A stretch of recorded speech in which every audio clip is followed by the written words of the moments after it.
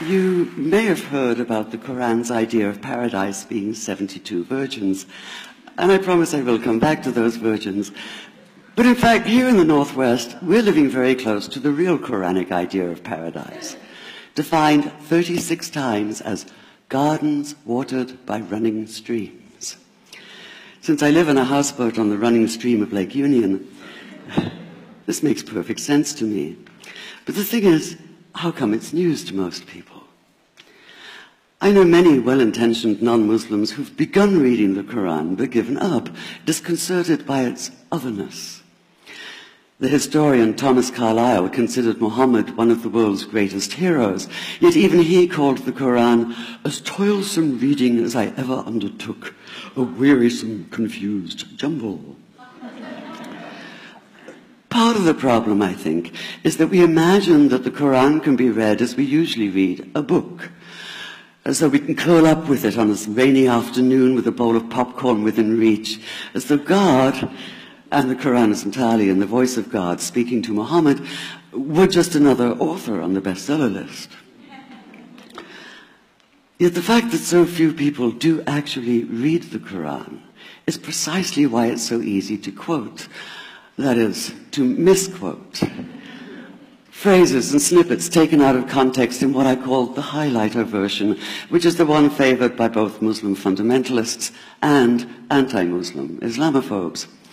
So this past spring, as I was gearing up to begin writing a biography of Muhammad, I realized I needed to read the Quran properly as I could, that is. My Arabic's reduced by now to wielding a dictionary, so I took 4 well-known translations and decided to read them side by side, verse by verse, along with a transliteration and the original 7th century Arabic. Now, I did have an advantage. My last book was about the story behind the Shia-Sunni split, and for that I'd worked closely with the earliest Islamic histories, so I knew the events to which the Quran constantly refers, its frame of reference. I knew enough, that is, to know that I'd be a tourist in the Quran, an informed one, an experienced one even, but still an outsider, an agnostic Jew reading someone else's holy book. So I read slowly. I'd set aside 3 weeks for this project, and that, I think, is what is meant by hubris, because it turned out to be 3 months. I did resist the temptation to skip to the back where the shorter, more clearly mystical chapters are, but every time I thought I was beginning to get a handle on the Quran, that feeling of, I get it now, it'd slip away overnight, and I'd come back in the morning wondering if I wasn't lost in a strange land. And yet the terrain was very familiar. The Quran declares that it comes to renew the message of the Torah and the Gospels, so 1/3 of it reprises the stories of biblical figures like Abraham, Moses, Joseph, Mary, Jesus. The presence of camels, mountains, desert wells and springs took me back to the year I spent wandering in the Sinai desert. And then there was the language, the rhythmic cadence of it, reminding me of evenings spent listening to Bedouin elders recite hours-long narrative poems entirely from memory. And I began to grasp why it's said that the Quran is really the Quran, only in Arabic. Take the Fatiha, the 7-verse opening chapter that is the Lord's Prayer and the Shema Israel of Islam combined. It's just 29 words in Arabic, but anywhere from 65 to 72 in translation. And yet the more you add, the more seems to go missing. The Arabic has an incantatory, almost hypnotic quality that begs to be heard rather than read, felt more than analyzed. It wants to be chanted out loud, to sound its music in the ear and on the tongue. So the Quran in English is a kind of shadow of itself, or as Arthur Arbery called his version, an interpretation. But all is not lost in translation. As the Quran promises, patience is rewarded, and there are many surprises. A degree of environmental awareness, for instance, and of humans as mere stewards of God's creation, unmatched in the Bible. And where the Bible is addressed exclusively to men, using the second and third person masculine, the Quran includes women, talking, for instance, of believing men and believing women, honorable men and honorable women. Or take the infamous verse about killing the unbelievers. Yes, it does say that, but in a very specific context.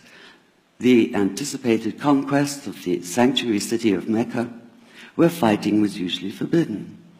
And the permission comes hedged about with qualifiers. Not you must kill unbelievers in Mecca, but you are allowed to, but only after a grace period is over. And only if there's no other pact in place. And only if they try to stop you getting to the Kaaba.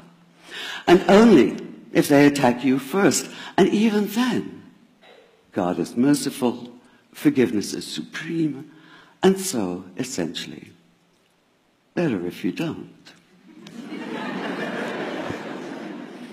This was perhaps the biggest surprise. How flexible the Quran is, at least in minds that are not fundamentally inflexible. Some of these verses are definite in meaning, it says, and others are ambiguous. The perverse at heart will seek out the ambiguities, trying to create discord by pinning down meanings of their own. Only God knows the true meaning. The phrase, God is subtle, appears again and again. And indeed, the whole of the Quran is far more subtle than most of us have been led to believe, as in, for instance, that little matter of virgins in paradise. Old-fashioned Orientalism comes into play here. The word used 4 times is huris, rendered as dark-eyed maidens with swelling breasts, or as fair, high-bosomed virgins. Yet all there is in the original Arabic is that one word, huris. Not a swelling breast or high bosom in sight. Now, this may be a way of saying pure beings, like in angels, or it may be like the Greek kos, or kore, an eternal youth. But the truth is, nobody really knows, and that's the point. Because the Quran is quite clear when it says that you will be a new creation in paradise, and that you will be recreated in a form unknown to you, which seems to me a far more appealing prospect than a virgin.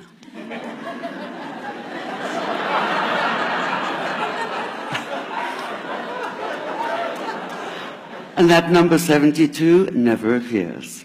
There are no 72 virgins in the Quran.